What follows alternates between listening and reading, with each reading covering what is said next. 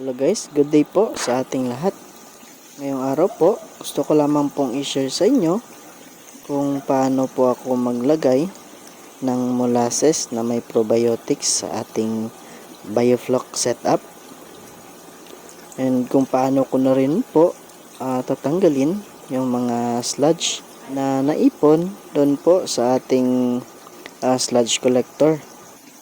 Pero bago po yan, kung nakikita nyo po, yung mga fingerlings po natin, yan po ay nasa 5 to 7 inches na po. And inantay ko na lamang po yung mga paparating po nating mga buyer para sa ganitong mga size. So ito na po yung mga tanks ko na naka-biofloc.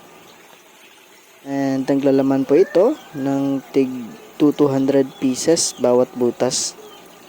So ngayon, ang una ko pong gagawin ay i-drain ko po muna yung sludge na naipon dito sa ating outlet. Yung unang dumi po na lalabas ay yan lang po ang aking tatanggalin. At ibabalik ko na naman po yung takip ng ating outlet.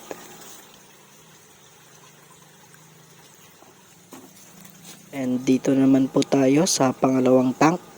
Same process pa rin po ang ating gagawin.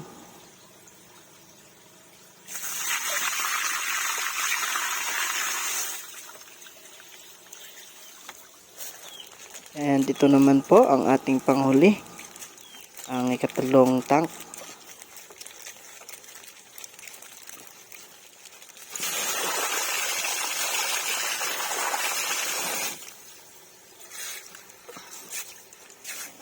At dahil nabawasan po yung tubig ng ating mga tanks, ay mababawasan din po yung tubig ng ating mga filters. Kung makikita nyo po, madumi na po ang ating filter. And ngayon po ay i-drain ko na po ito.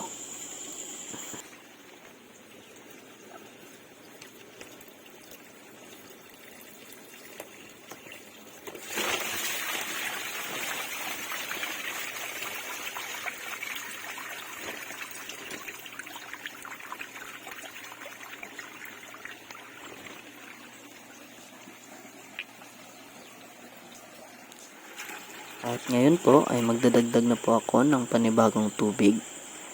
And maya maya ay dadagdagan ko na rin po ito ng the ferment na molasses and probiotics.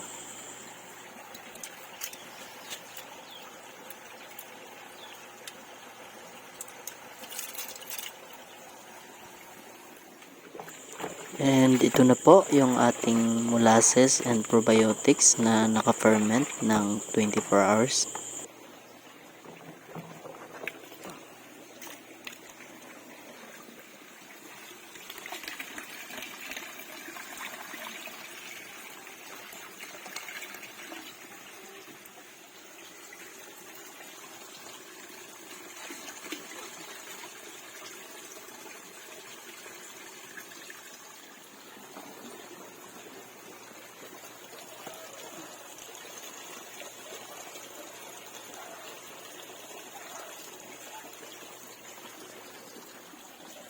So ngayon po ay normal na po ulit ang takbo ng ating biofloc setup. And araw-araw po ay nagdadagdag lang po ako ng molasses na may probiotics. Everyday po ko po itong ginagawa. And ang pag-drain naman po ng ating filter ay every 3 days ko po itong ginagawa. So yun lamang po.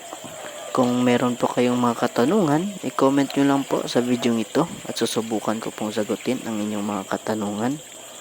Huwag nyo pong kalimutan na mag-subscribe para maging updated po kayo sa mga bago kong uploads.